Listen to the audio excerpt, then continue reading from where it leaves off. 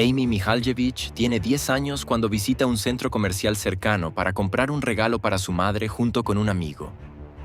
Pero este plan aparentemente inofensivo resultará ser una trampa mortal. Las intenciones de su acompañante son engañosas y la pequeña Amy desaparece sin dejar rastro. La búsqueda del desconocido se convierte en una carrera contra el tiempo. ¿Conseguirá la policía rescatar a tiempo a la niña de 10 años? ¿O desaparecerá para siempre?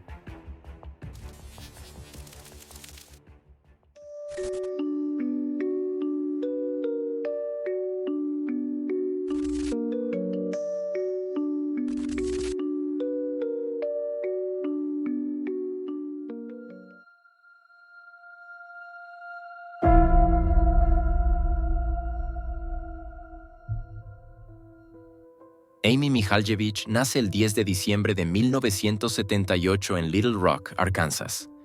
Sus padres, Margaret McNulty y Mark Mihaljevic, se conocieron en el instituto. Amy tiene un hermano 2 años mayor que ella llamado Jason. En 1984, la familia se muda al tranquilo barrio residencial de Bay Village, cerca de Cleveland, Ohio. La ciudad está considerada como una de las más seguras de todo Estados Unidos y es especialmente popular entre las familias jóvenes. En Bay Village, la familia alquila una casa de 4 dormitorios en Linford Drive. En aquella época, delitos como secuestros, asesinatos o similares eran totalmente desconocidos en la zona. Y la policía es muy apreciada por su buen trabajo. Amy es una niña despierta de 10 años que cursa 5º curso en la Bay Village Middle School. Su hermano Jason va al mismo colegio y cursa 7º curso. Amy es buena estudiante y se la considera muy independiente y amante de los animales. Tiene una relación especialmente estrecha con su madre. Es casi como si fueran mejores amigas. Como Margaret suele llegar tarde a casa, Amy y Jason suelen pasar algo de tiempo solos después del colegio. Para que su madre no se preocupe, siempre la llaman cuando llegan a casa. Durante meses, este acuerdo funciona sin problemas. Hasta que, de repente, el 27 de octubre de 1989, todo cambia para siempre.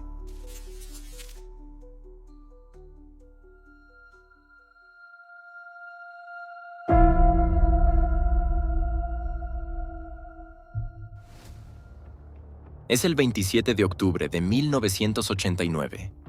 Amy se dirige a la escuela en bicicleta esa mañana. Lleva pantalones verdes y una camisa verde pálido con bordes lavanda. Además, lleva pendientes turquesa con forma de cabezas de caballo. Le dice a su madre que más tarde ese día quiere participar en una audición para el coro de la escuela. Por la mañana, el policía Mark Spetzel da una charla en el colegio. Habla sobre los peligros de los desconocidos y sobre que bajo ninguna circunstancia se debe ir con ellos. Las clases terminan ese día para los alumnos de 5º curso a las 14:10. Aunque ha venido en bicicleta por la mañana, Amy pasa ahora junto a ella y gira por Wolf Road. Por el camino se encuentra con su amiga Olivia. Las dos estaban sentadas juntas durante la charla del policía. Amy la alcanza y le pregunta a Olivia si puede acompañarla. Olivia se sorprende, ya que Amy nunca toma ese camino. Cuando le pregunta por qué, Amy le responde: «Voy a encontrarme con un amigo». Olivia no pregunta más, y las dos caminan por Wolf Road, cruzan un puente y finalmente llegan a Bay Village Square, un popular centro comercial de la ciudad. Aquí, Amy se separa de Olivia y cruza sola el aparcamiento en dirección a la heladería Baskin-Robbins, muy popular entre los estudiantes. Se sienta en un banco y parece estar esperando a alguien. Cuando Olivia sigue su camino, ve a Amy dando vueltas en círculos alrededor de una farola. Cuando Jason llama a su madre al trabajo a las 15:14, Amy aún no ha llegado a casa. Jason está preocupado, pero Margaret recuerda que Amy le dijo por la mañana que quería hacer una audición para el coro después de la escuela. Cuando Jason vuelve a llamar a las 15:30 y Amy sigue sin estar en casa, Margaret también empieza a preocuparse. Apenas un cuarto de hora más tarde, a las 15:40, el teléfono de Margaret vuelve a sonar. Y esta vez es la propia Amy. Solo dice unas pocas palabras. Responde, «Bien» y «sí», cuando su madre le pregunta cómo está y si todo va bien. Por un momento, Margaret se siente aliviada. Cree que Amy ha llegado bien a casa y que ahora la estará esperando, como de costumbre. Pero el alivio no dura mucho. El comportamiento inusual de Amy durante la conversación irrita cada vez más a Margaret. Su hija suele ser una niña de 10 años vivaz y habladora, y sus respuestas concisas y sin tono no se le van de la cabeza. Sale antes del trabajo y llega a casa poco después de las 16:30. Amy aún no ha regresado. Su hijo también espera en vano a su hermana. Margaret se dirige inmediatamente a la escuela secundaria Bay Village Middle School. Allí descubre la bicicleta que Amy ha dejado allí. El recinto escolar está vacío y Amy no se ve por ninguna parte. Margaret está ahora segura de que algo le ha pasado a su hija y poco después denuncia su desaparición a la policía. Hacia las 18 horas, el padre de Amy, Mark Mihaljevic, llega a casa. Ha tenido un largo día de trabajo en General Motors y aún no sospecha nada de la desaparición de su hija. Su mujer y la policía ya le están esperando y le explican lo que ha pasado. Mark quiere ponerse manos a la obra inmediatamente y buscar a su hija. Junto con los agentes y algunos amigos, peina los alrededores durante las siguientes horas. Antes de que se ponga el sol, comienza una búsqueda a gran escala en la que participan, además de la policía, numerosos voluntarios. La policía de Bay Village se toma el caso muy en serio y lo trata como un posible secuestro. Amigos, vecinos y padres de compañeros de clase se preguntan unos a otros e intentan averiguar si alguien ha visto a dónde podría haber ido Amy. Pocas horas después, se llama al FBI, que peina la región junto con la policía local, la patrulla de carreteras y los guardas forestales del parque metropolitano. La esperanza de Margaret de que Amy simplemente haya ido al bosque a alimentar a los patos o a jugar con los animales lleva a los equipos de búsqueda a los ríos y lagos cercanos. Pero Amy sigue desaparecida. Margaret duerme en un saco de dormir junto al teléfono y espera en vano alguna señal de vida de su hija. A la mañana siguiente, el FBI inicia oficialmente la investigación. El agente especial Dick Wren se hace cargo del caso y comienza inmediatamente a recopilar sistemáticamente todas las pistas posibles. Mientras la policía local sigue buscando a Amy en los alrededores, Wren y su colega Tompkins van casa por casa en el barrio y entrevistan a los vecinos y conocidos. Finalmente, encuentran una información que lo cambia todo.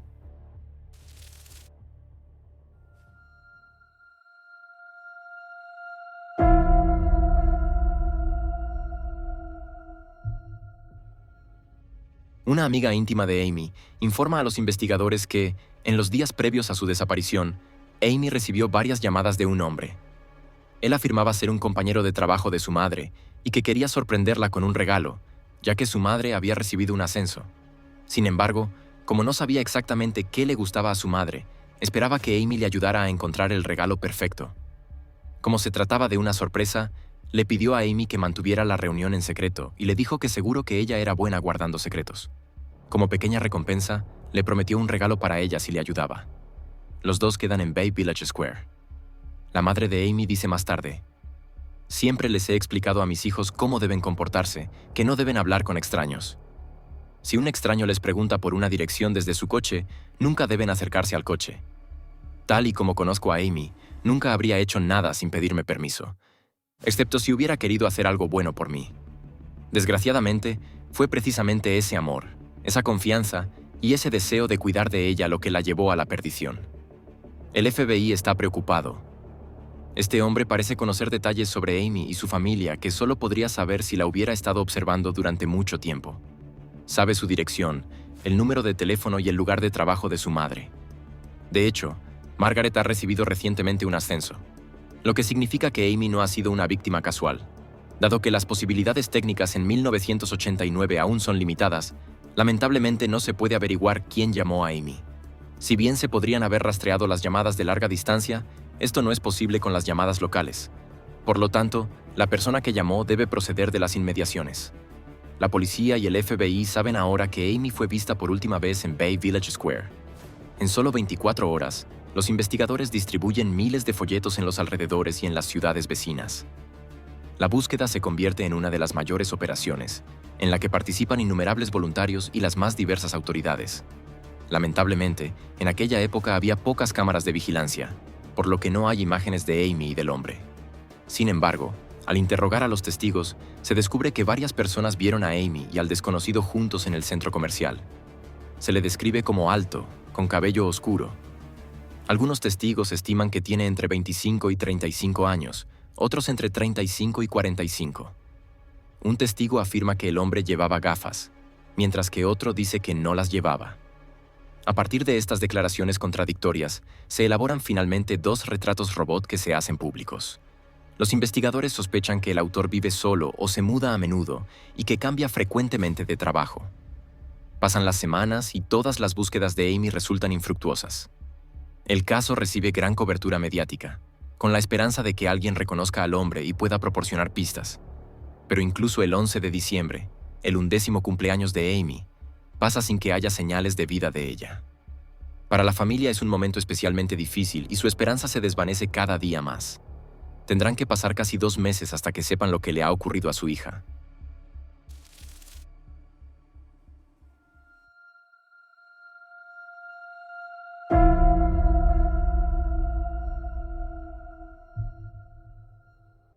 El 8 de febrero de 1990, 106 días después de la desaparición de Amy, la incertidumbre llega a su fin de una manera terrible.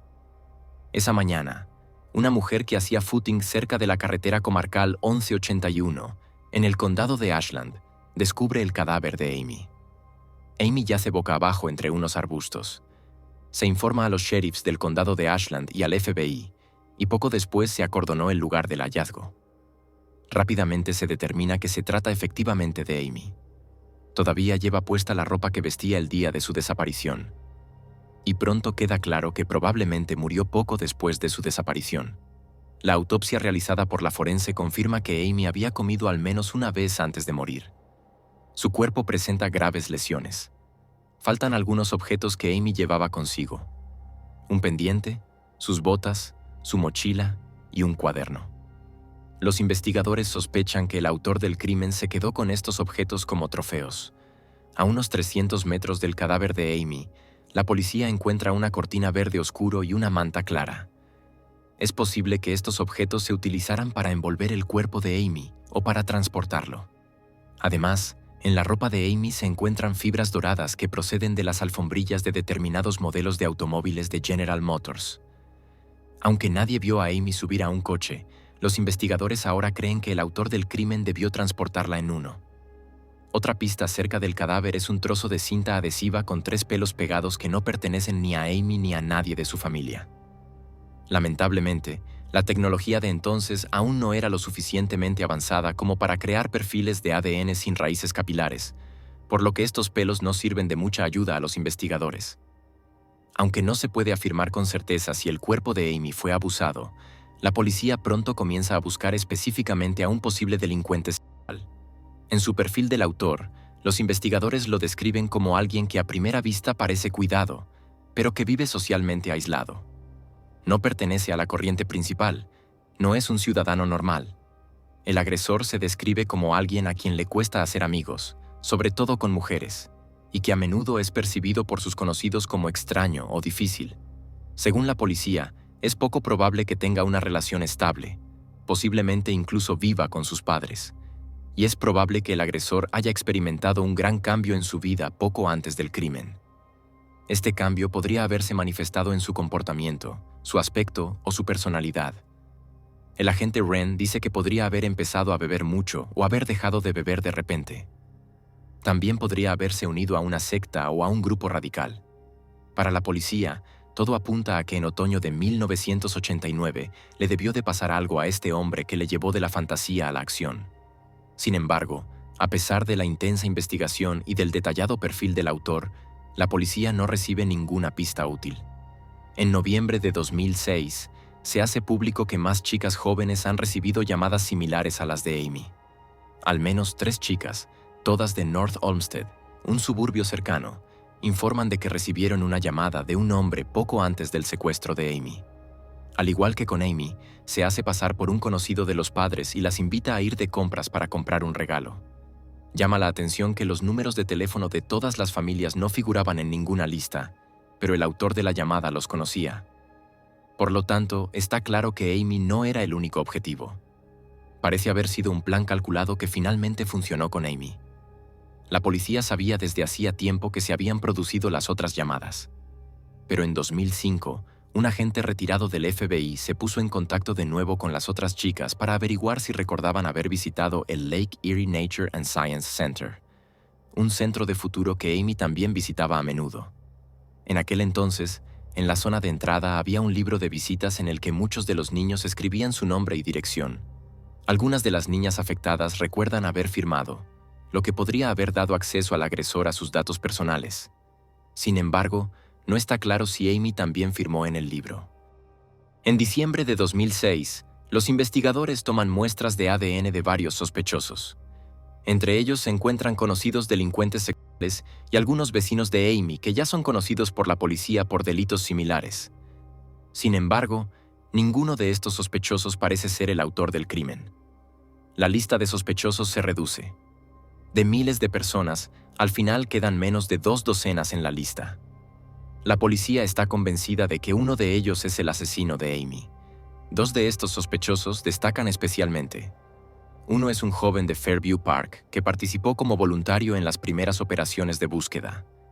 Tenía problemas psíquicos y se suicidó pocos meses después de la desaparición de Amy. Un agente del FBI ve en ello un posible indicio de culpabilidad. Sin embargo, al registrar su casa y sus objetos personales, no se encuentra ninguna prueba que apunte a su participación. El segundo sospechoso es un empleado del centro ecuestre al que Amy acudía habitualmente. A pesar de cierto parecido con la descripción del autor, tras un largo periodo de vigilancia e investigación, se le elimina de la lista de sospechosos. En 2019, la policía vuelve a examinar las 2 prendas que se encontraron cerca del cadáver de Amy. Una manta clara y una cortina verde oscuro. Encuentran restos del cabello de Amy en los objetos, por lo que los investigadores están seguros de que su cadáver fue envuelto en ellos. Pero también encuentran pelo de Jake, el perro de la familia.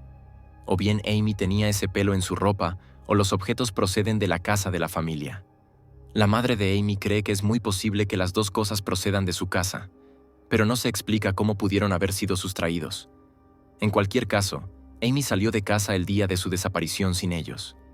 Cuando los investigadores y la familia de Amy ya no esperaban ningún avance, en enero de 2019 se produce un giro decisivo.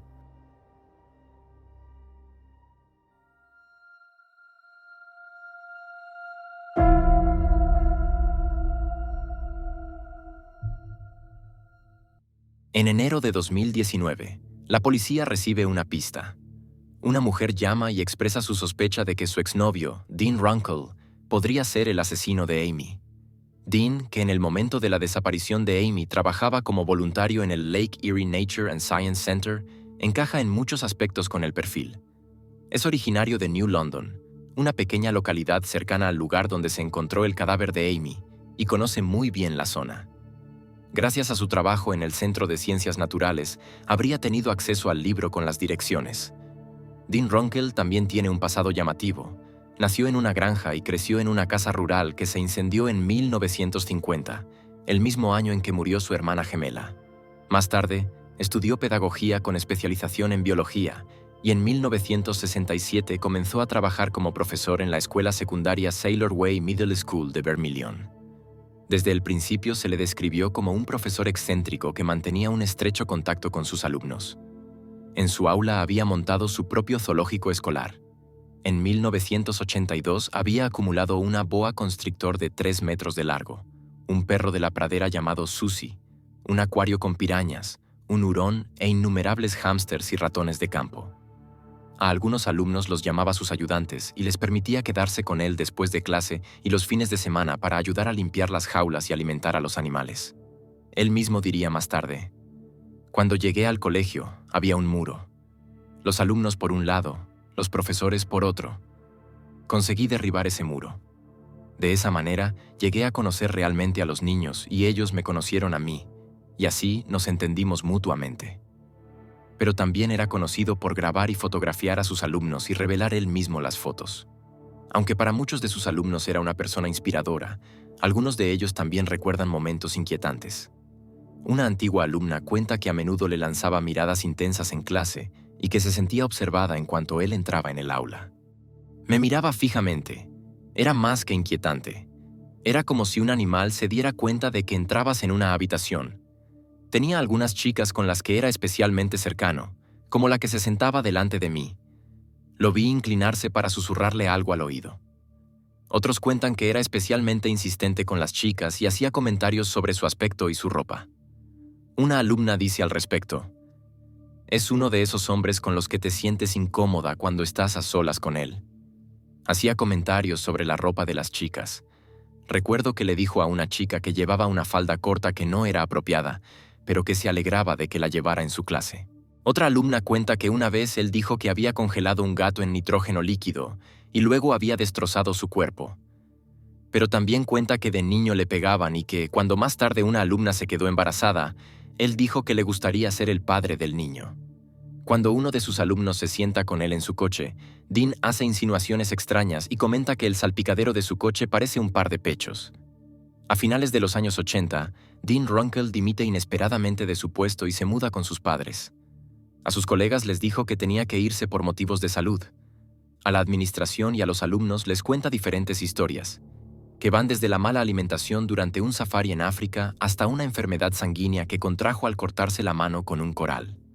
Más tarde acepta un puesto en una tienda de animales, donde cría ratones y regala algunos de ellos a centros naturales. Probablemente también al Lake Erie Nature and Science Center.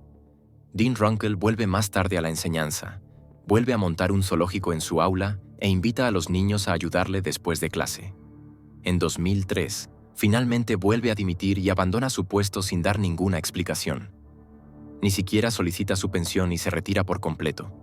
Varias alumnas declararon más tarde que la dirección del colegio les había preguntado por el comportamiento de Dean. Sin embargo, no se anotó nada sobre su conducta en su expediente personal.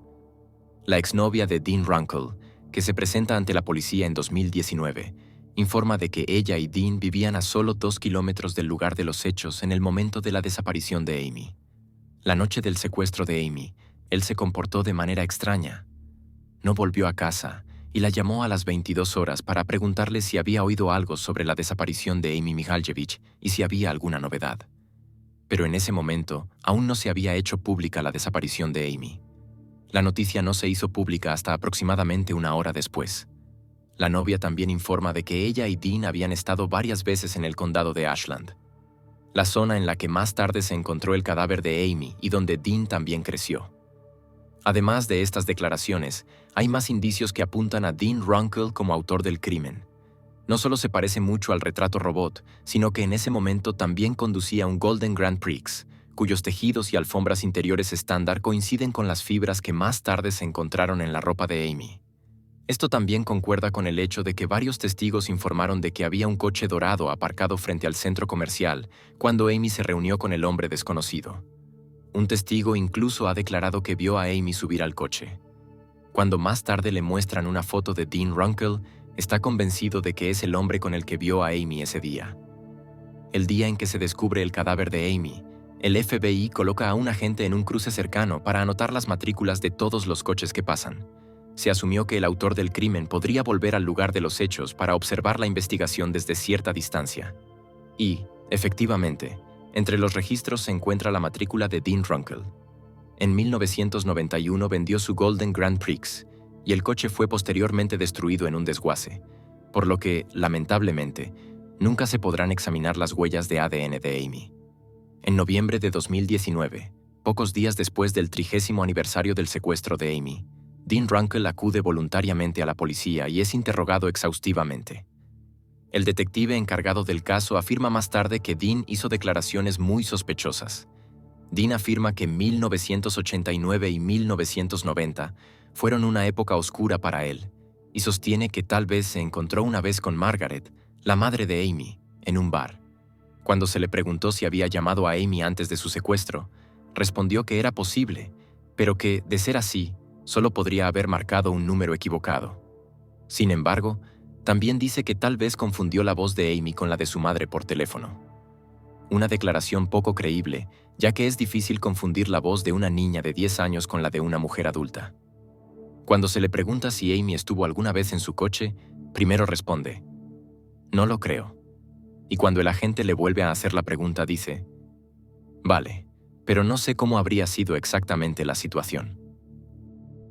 Cuando le preguntan si su ADN podría estar en la cortina o en los demás objetos encontrados en la escena del crimen, él responde que es muy posible, pero que entonces alguien lo habría tenido que colocar allí. Dean entrega voluntariamente una muestra de ADN y se somete a una prueba con el detector de mentiras, que sin embargo no supera. A continuación, le permiten marcharse y le piden que vuelva a la comisaría al día siguiente para firmar unos documentos que permiten a los agentes registrar un trastero de su propiedad. Como no aparece, la policía obtiene una orden de registro, registra su trastero y confisca varios objetos sospechosos. No se conoce con exactitud de qué objetos se trata. Sin embargo, la investigación no arroja ningún resultado útil y tampoco se encuentran más pistas que apunten a Dean como autor del delito. Dado que su coche, la prueba más importante, ha sido destruido, no se le puede acusar del caso de Amy. La policía también interroga a las otras chicas que también recibieron llamadas y que también estuvieron en el Centro de Historia Natural cuando eran niñas. Pero ninguna de ellas recuerda a Dean. Finalmente, la policía se da por vencida. Carecen de pruebas para condenar y arrestar a Dean. Runkle vive ahora en Florida y trabaja en un restaurante. No tiene hogar, pero posee un teléfono móvil y un trastero alquilado. Incluso hoy, más de 30 años después de la desaparición de Amy, la policía sigue investigando cada pista. Hasta ahora se han realizado más de 20,000 interrogatorios, y el caso de Amy se considera una de las mayores operaciones de búsqueda en Ohio desde la desaparición de Beverly Potts en 1951. Cada año, la policía de Bay Village y el FBI reciben entre 75 y 100 pistas sobre el caso de Amy, que los investigadores siguen examinando minuciosamente. Solo en los últimos 2 años, el Departamento de Policía ha invertido $75,000 en pruebas de ADN avanzadas, en las que los investigadores han depositado grandes esperanzas. El detective Jay Elish, del Departamento de Policía de Bay Village, dice sobre el caso de Amy: "Hoy en día utilizamos el enfoque científico más que nunca, porque la tecnología del ADN está en constante evolución. Sin embargo, dado que la mayoría de las pruebas son ya muy antiguas, no es fácil encontrar rastros utilizables. A pesar de ello, la policía no se rinde y sigue investigando sin descanso". Mark Spetzel, el investigador principal, afirma: "Es un caso muy activo. Seguimos recibiendo entre 5 y 6 llamadas al mes". El alcalde de Bay Village también subraya que nadie se rendirá. "Desde el día en que la encontraron, empezamos a buscar al asesino de Amy y no hemos parado. Y no vamos a parar". La madre de Amy concluye diciendo: "¿Por qué Amy? ¿Por qué nosotros? ¿Por qué?". No hay respuesta. Y he aceptado el hecho de que no hay respuesta. Solo quiero pedir que cualquiera que tenga alguna pista o sospecha, la más mínima duda, se ponga en contacto con las autoridades. No se trata del castigo. Se trata de que ese hombre sigue ahí fuera y supone un peligro terrible para los niños. Por favor, den un paso al frente. Un pequeño dato. La policía y el FBI tienen muchas pistas. Solo necesitan una cosa para unirlas todas. La vida de los padres de Amy, Margaret y Mark, nunca volvió a ser la misma. Menos de 2 años después de la muerte de Amy, se divorcian. Margaret confirma que la desaparición de Amy contribuyó a ello, pero que siguen manteniendo una buena relación. Mark se sienta en silencio a su lado y le pone una mano en el brazo. Más tarde, él se vuelve a casar, mientras que Margaret se queda sola. Hasta su muerte en 2001, sigue trabajando incansablemente en favor de los jóvenes desaparecidos. En respuesta a la desaparición de su hija, funda el Community Fund for Assisting Missing Youth, fondo comunitario para ayudar a jóvenes desaparecidos, con el fin de sensibilizar a los niños y jóvenes sobre los peligros de relacionarse con extraños. Sin embargo, la desaparición de Amy sigue sin resolverse y Margaret muere a los 54 años a causa del lupus y la adicción al alcohol, sin llegar a saber nunca qué le sucedió a su hija. Y con esto llegamos al final del vídeo de hoy. Me parece especialmente triste que el día que desapareció, Amy hubiera asistido a una charla en el colegio sobre no confiar en desconocidos y no irse con ellos. Su asesino debió de manipularla para que confiara en él y no esperara que le hiciera daño. ¿Creéis que Dean Runkle es el autor del crimen? No dudéis en escribir vuestra opinión en los comentarios. Esto también apoya a este canal. Si quieres apoyarme aún más, por favor, deja un pulgar hacia arriba y suscríbete. Solo gracias a vuestro apoyo puedo hacer el trabajo que me gusta y ofreceros vídeos de forma regular. Eso significa mucho para mí. Aparte de eso, no hay mucho más que decir. Les deseo un buen día, tarde o noche, dependiendo de cuándo vean el vídeo, y espero volver a verlos en el próximo. Hasta entonces, adiós a todos.